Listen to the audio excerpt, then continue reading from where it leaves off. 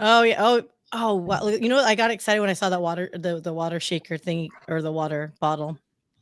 That gets you Let's excited? just Well, it's kind of like, oh, what's in there? It's like a mystery, like what's in that Oh, yeah. liquid, tasty beverage. But I know you're good. You're actually very clean and all that, so we can talk about it. But okay, you were late on the prep, so I do need to ask you one thing.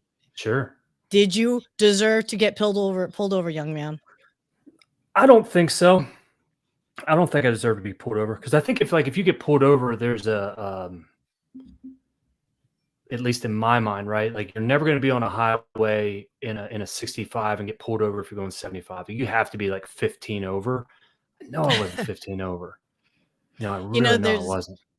there's a my dad when I was younger, my dad said, "Hey, it's like a 10%, 10-15% rule. Like don't go 10 or 15% over the speed limit." And I'm sitting there going 40, 44? No. Like no, 45 is like what you should be going. But yeah, no. I have nothing but utmost respect. I know everyone's got a job to do, but yeah, I kind of feel like if there's no one on the road and you're going a little bit above, you're not harming anything. You're not It's No, like a no. victimless crime kind of thing situation, but I get it. Maybe it's a Yeah. rookie that needs to get It's some.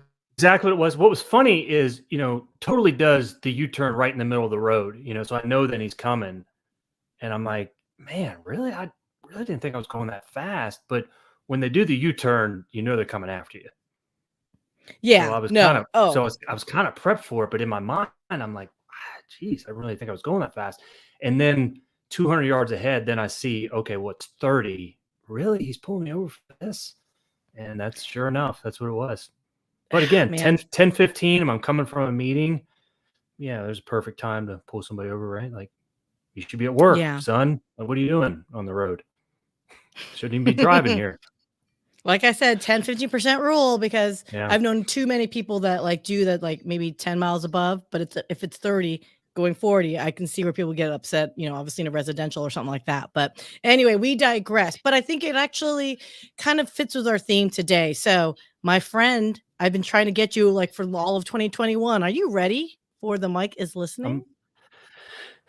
I'm I hope so.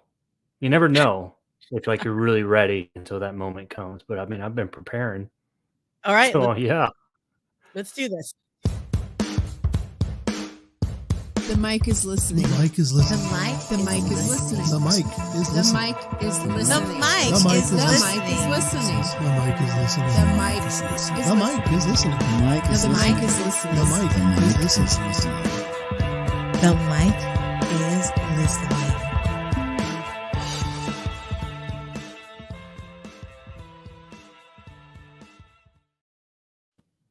Good morning, good afternoon, and good evening. Welcome to The Mic is Listening. I'm sorry I missed out on last week. I'm not going to lie to you. I actually had client work, so it was unavailable, and I figured I'll just let it ride. So I myself am one of those podcasters that if we're live streaming, sometimes if you don't have time to pre-record, I felt flubbed and I missed out on my own consistency and discipline, but that's okay. I'm apologizing profusely.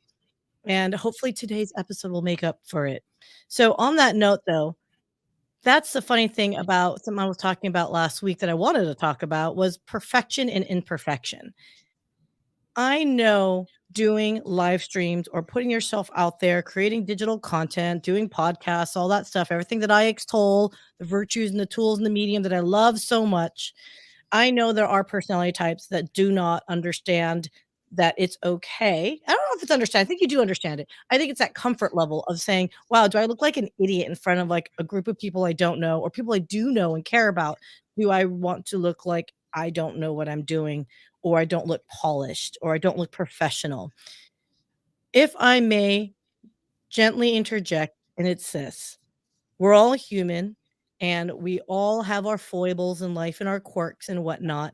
And not all of us are Oscar winning performers. So not every performance is going to go off without a hitch. So if I can gently encourage you for this thought of the week, and it's my new saying now, is there's perfection and imperfection.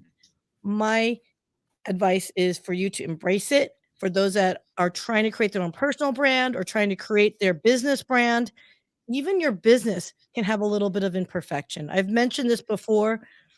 Even have personality. It's okay to be your authentic self from a brand perspective because what else do we have as prospective clients or existing clients to connect with you? But that emotional tug to say, hey, I know that individual or I know that company. I know what their vibe is all about. So my challenge for everyone, think about perfection and imperfection as you're creating your content, and it's okay if you're not perfect. I'm not going to judge you. Quite frankly, I'm too much in my own head to think about my own problems, to worry about your little millisecond twitch that you probably shouldn't have done. So that isn't on that. So thinking about that though, some folks feel like when they do have a slip up somewhere, that how do you get back up again? How do you fall and get back up again? And so it's taken me over a year to get this guest on. We'll tease him a little bit here. Dr. Rob Bell. Rob, I am so excited to have you. So welcome to The Mic is Listening. See, I always think you're polished because I'm like comparing myself to you and I'm like way unpolished. So, I mean, I look at you, you are polished. I think it's great. Oh, you're so funny. Do you not understand how many times I do this live stream where, I mean, I don't have my mic on. I forget to switch the screens. The transitions are like out of control. But again, this is because this is a personal vanity project of mine. I want to learn the medium. And I don't know about you, but like I kind of enjoy falling on my face and getting back up again. So is that a personality trait or something that you can really help teach? That's a good one. I think a little bit of both, right? I think a little bit of both. And what you just said, I think it's kind of like puke and rally. Right? That's what we got to do. But I think that personality trait is wanting the shot, right? A lot of people just don't want the shot. They don't want the ball in their hands. And it's a whole lot safer to pass the ball and let somebody else take the shot. Because if they take the shot and miss, hey, it's not on me, sort of thing. So I think I always live by this. Like some battles are worth fighting even if you lose. So are you willing to go down that path, whatever that path is going to be, the entrepreneurship, the leadership, that new role, that client, with the possibility of failure? Because the more possibility of failure, the more possibility or the greater the success is going to be. Because you can't be safe and have a whole lot of success at the same time. That part just doesn't work. So that's the part I think I love about you is you're willing to put yourself out there. Then yeah, you're going to take the criticism, you're going to take the hits, but you're also going to get the wins from it as well. And I think that's a great point that you make is that those hits, they do come hard. I think in some capacity we're afraid of that, what we perceive of what that hit might look like or what would it feel like. So is there something where I'm just thinking about this is, I mean, how often are we accurate when we view that hit, what it would be? Or would you say percentage wise, how accurate do you think our perception of what that downfall is No, going to be? we're way off. Because we catastrophize everything, right? So we lose that client. Well, then what happens is our mind goes to the bottom of the ocean in terms of, okay, well, that means that I'm not good at what I do, and then I'm going to lose another client, and then I'm going to get divorced, and then people aren't going to like me. I'm going to be living by myself in a van down by the river. Like that's where we go with it, right? So we catastrophize everything, and maybe it's just me, but. So the thing is we have to go through that failure, because only by going through that failure and the experience of that do we realize that, well, yeah, you know what? Nobody else cares that I messed up, because everyone's kind of stuck in their own world, in their own head. And I just built this up a whole lot more. Yeah, it hurts. Yeah, it stings. And there's always a little bit of truth in that. That's true. But the fear of it is what takes us further than we want to go. I always say this one: fear takes us further than we want to go, and it keeps us longer than we want to stay. So even though there's a little bit of truth in it, it's gonna, we just use like losing that client. Yeah, it's gonna sting, it's gonna hurt, but it's not gonna be as bad as you think. And and because of just going through that, then you realize, well, you're stronger for it now, having gone through it. And again, there's two types of coaches: those that have been fired and those that are gonna be fired. Look, I've been fired before. It sucks. It's not any fun, but you just have to be able to look back and say, did I do everything that I was trying to do and I was supposed to do? And how well did I execute on it? And then a lot of it, man, is just going to be on, the other person. And you've got to be able to look at yourself in the mirror and say, man, I did everything I could. And when you do that, you can move on a whole lot easier. Okay, so you just said so much there that just made me want to I want to cry a little bit because it's like, damn it, Janet, I have done every single thing that you've just said, and then not self-reflected enough. Okay, so yeah, we've all been fired, right? So how do you go Hmm. about and recover from yourself, especially if your identity is kind of wrapped up into something like that? But then at the same time, I mean, gosh, I know I'm sounding narcissistic, and I forgot who I was talking to a while back. They're like, podcasters are narcissists inherently because all they do is talk about themselves. But I'm trying to relate to this. Is this? I know too many of my former compatriots in the corporate tech sales world. That's my background. I've done it for 20 odd years that didn't leave because they were afraid of other options that might not be fully available. So, could something like this, tech sales is great money, okay? There's no rocket science to it, but it's not the most pleasant job, okay? You don't have to be the smartest person, but it's high stress Hmm. and it's high reward in the context of money. Do you feel like that lure of easy money is what keeps people from leaving and doing what they want to do? Oh yeah, no question, right? I I mean, mean, money, it's close to oxygen in terms of importance. But yeah, I mean, because that's going to be the main thing, right? It's like, well, what is really keeping you from it, and what's keeping you from it is the comfort, and what's providing the comfort. Yeah, that the finances, man, that stability piece. When we realize that it's all that our joy and peace and satisfaction of doing what we do, it only gets to the point of when kind of I'm sick and tired of being sick and tired that I'm willing to take that leap, and then then the mind kind of shifts and we get ourselves ready for that stuff. But I think if the pain's not great enough, then we're not going to make any change no matter what it is. okay, that's a perfect point, and I think that I really want to emphasize this. By the time I left corporate, I was breaking down to hives, like Yeah. physical hives, for every weekly forecast call that we had because I knew the numbers weren't going to be there where they needed to be, and I had to literally go back to my management and say, "Not going to happen." And that's a very tough thing as a salesperson to say, right? Because really at that point now it's your integrity of trying to deliver. And for Hmm. someone that has a high integrity, high accountability, it's probably, I think, one of the hardest things to overcome. So let's talk about this because Puke Rally, and for those that know me, I have only done that in college years, and I've not done that since because my liver would kill me if I ever tried that from a party context. But as an athlete, I actually think of it more in the terms of athlete. I ran track, and I would puke before races Hmm. because I don't know what the deal was, but I would like talk to my coach, and they'd say, okay, here's how you need to approach this race, and I'd go, okay, walk into the bushes, throw up, come back, and I'm sure maybe the reason why I won races was because they smelled the vomit on my you know on my breath, but But you were ready. But I was ready. What is that? Yeah. How is that? And why is that philosophy applicable to sports? I mean, obviously, I did a reference with Chumbawamba, um, but why is that effective in racing and competitive sports Very and that nice. Yeah, competitive because I mean, mindset? there and again, right, people that are picking up the book for the first time, yeah, I mean, there are pitchers that I've known that they always threw up before they would go play, and it was just a way. Think about how much better we feel after we throw up. Because what's the role of throwing up? No one wants to throw up. I don't want to throw up. I hate it. I had an aversion to it as a kid. But when we throw up, we feel better, at least for a little bit. Because what it does is it gets rid of like those toxins that are going to be inside. And that's just the physical part. So the people that are picking up the book for the first time, yeah, they're thinking of the college puke and rally days, or they're thinking about the time when coach had to make them run until somebody threw up.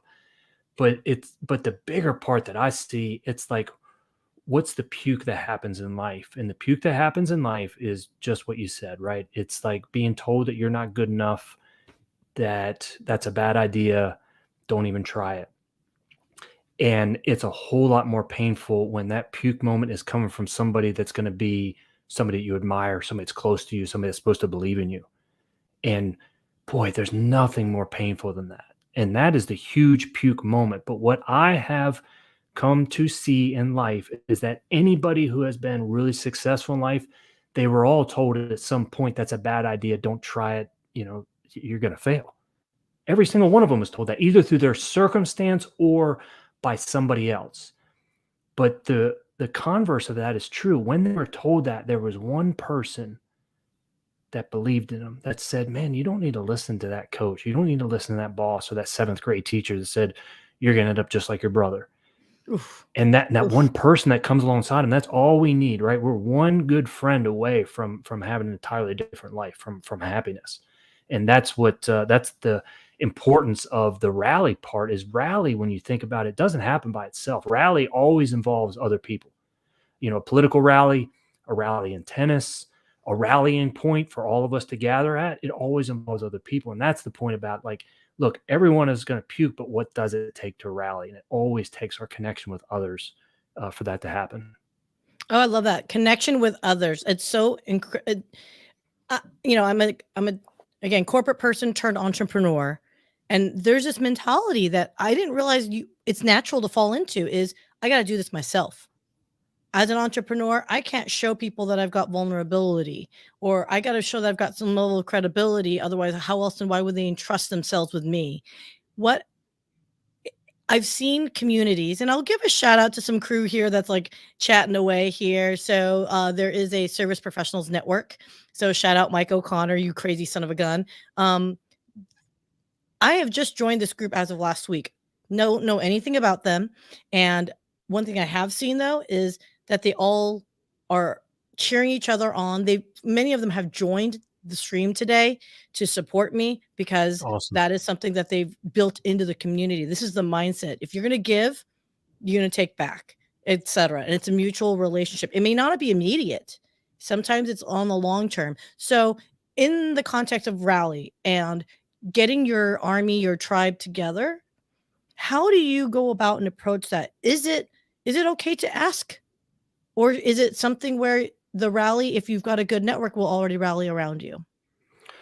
So, I mean, I think there's a couple of strategic ways to do it. I think it's usually best when it happens organically. This is how I know it. That I think it's easier to say how it doesn't happen, and how it doesn't happen, because when we think of like mental toughness, it is not, I have to do this on my own. That's the opposite of mental toughness. That's just straight stupidity, because what you're saying is that you're better than that. Like, you're better than the support of other people. And we weren't meant to do this on our own. I really believe that. We weren't meant to do life on our own. We're meant to connect with other people and allow other people to coach us, and then we can coach other people. And it's that whole joint struggle together that makes it, so more satisfying. So it doesn't happen when we isolate ourselves. But the problem is, and think about it, right? What has happened, especially in the last year and a half, is we were forced to isolate ourselves.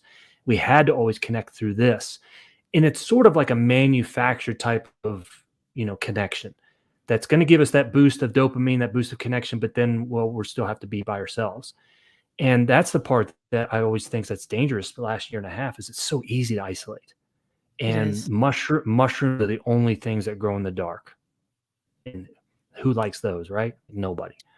I love mushrooms. I know. I knew you were going to say it too. I knew you were going to say, well, I love mushrooms. There's always somebody that says it in the audience, but it's like, hey, who doesn't love a fun guy? Come on, Dr. Rob.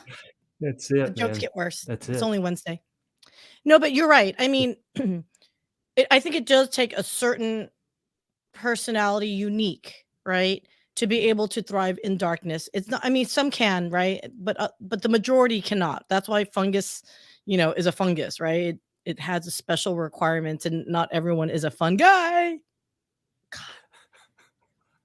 I swear, I am like on a roll today. No, okay, so so you have a process that you talk about, like, as you walk through this in Puke Rally. And by the way, everyone should get this book. I love it. I actually refer back to it every now and then because, well, quite frankly, I need it. Like, you need those reminders. It's not, I mean, I'm not trying to insult you, but it's not rocket science. But the way you articulate it is such, I don't know. It's one of those things like, dude, you got to just look at it from this angle. So let me ask you this. So as a mental toughness coach, if you have a client that is somewhat weak-minded, just kind of like, it's too hard, I'm out of it. Like, okay, I think you and I talked about this before.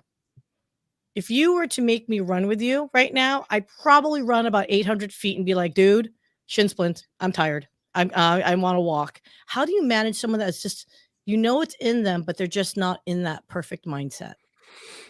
Well, then we just, I'd show back up next day and be like, all right, well, we got to run, you're an 800 runner. It would come back to you, all right, we're just going to run 800 today. So it's basically starting with wherever we've got to start. I think again, this is what mental toughness is not. It's not all or nothing. And so often we just get in that mindset. Well, what happens? Okay, well, I have to work out 6 days a week, and then I have to, progress here with my running. And then if I'm not there, then I'm a loser. I'm nothing. That's just the wrong way to think about it. The right way to think about it, and we'll just use exercise as the context, right? Is just start approaching it, right? Just show up every day, start doing something, start moving. That's the way that we start. And then we get momentum that's going to happen in our lives. Like if we're pedaling the bike, we don't always need to keep pedaling. Point about the group, right? If we're in a group of cycling, we don't need to be doing all the work. Just the people at the front, the people at the back are the ones that are working hardest, safest right there in the middle. But my point is, it's like, we don't think about mental toughness as, I have it or I don't. Commitment, discipline, not a problem in my life. I'm willing to admit that, right? It is not a problem. Letting go of mistakes, okay, big problem. Well, which part is mental toughness? Well, it all is, so it's not all or nothing. There's a lot of different facets to it. So I mentioned that because we just think it's, just commitment and staying with it. It's part of it, but that's not all it is with mental toughness. Like my son, boy, he can let go of mistakes like no one else. Like I have no idea how he does it. It's a gift. And I tell him that all the time. I wish I could be like you, because 5 minutes later, you don't even remember that when I'm focused on it a day later. And so we all have, I think, these different strengths when it comes to that. And that's where whatever strength that we have when it comes to our mental game, that's what we need to focus on. And that's where, look, we just need to keep doing these type of activities that really reinforce what that mental strength is going to be. Too often we just want to focus on the weakness, and then we get that to be, so now we'll just suck less at, what are the commitments going to be, or like mistakes. We got to focus on the strength. And then we're going to see, boy, how all these different areas align with our mental game. Oh, I love that. Focus on the strength. And again, it's discipline. God, man, it's like, again, it's fundamentals, really what it boils down to, right? If you want something bad enough, you're going to work for it. And you're going to have the discipline for it. You're going to have the desire to keep going back up and get back up again, get on the bike again. For me, like there was a spell there where, I was like, you know what? I used to do my nails all the time and make them look pretty, but I want to play guitar. Well, you can't really have nails when you're playing the guitar. So I was like, you know what? Screw it. Just cut them all off. And so I want my calluses, which is not the most beautiful looking thing, right? But you have to have the discipline to keep going with it. And I get what you're saying, but it's so much harder said than done. Oh, when it's all said and done, more is said than done. Absolutely, no question. I didn't know you play guitar. I think that's awesome. I always wanted to play guitar. No. Let us not confuse having a guitar sitting in the corner right there and me strumming occasionally with playing the guitar. I know some power I can't even chords. strum it. You could do open strings and still be strummer or rhythm guitars. But you know what, Cody, thanks for joining. Makes a great comment, is having grace for yourself, giving yourself grace. Do we give ourselves enough? Do you think our society allows us to give ourselves grace? Well, that's the point of, we need to create that network of people that are around us before we're going to need it. And too often we wait, right? Like a real popular saying this past year, like, it's okay to not be okay. Well, it's not okay to stay not okay, because now it's becoming a choice, right? Now you know that you need people in your life, and we haven't been proactive with creating that network. We create that network that's going to point out our blind spots and then be able to kind of grant us grace. We can't coach ourselves. I can't coach ourselves. I can't coach myself, and I know it. I have to allow other people to coach me up, and that's the tough part. And that's the point. I think we got to create that network of people around us before we're going to need it. Okay, so I think that I love that you said that because, like I said, if you find the right community that you are in and they rise you up or you rise each other up, it's such an amazing feeling. What if you're in a pursuit? Like I know that you've caddied for professional golfers and it's a solo endeavor at that moment in time. I'm not talking about the Mhm. community because obviously the community will be there to help you, but when it's time to that clutch moment where it's you and that golf ball and that son of a sea cook wind that's blowing and whatever obstacles that are in the way, water or whatever, sand trap. Have you ever seen like that example? Like how do you approach it with that golfer and saying what advice do you give you know, supporting them? Yeah. So I'll get it a lot, right? It's like, what do you say to your golfers, when you're caddying? And it's 100%, it's always going to get back to preparation. Always gets back to preparation. They have prepared for this moment and they're preparing for this moment all through, when they've been practicing. And we practice in our own lives, we practice way more than we actually perform. And so then it's just getting back to how do I approach my practice? Have I approached these 6-foot putts like it is the Masters, like it is going to win the Masters? Because then when that moment comes, our very first thought's getting back to, but I've made this 1,000 times. And then they're just relying, on their level of preparation. So it's not, if there has to be a whole lot of coaching in those kind of moments, then we haven't done our job.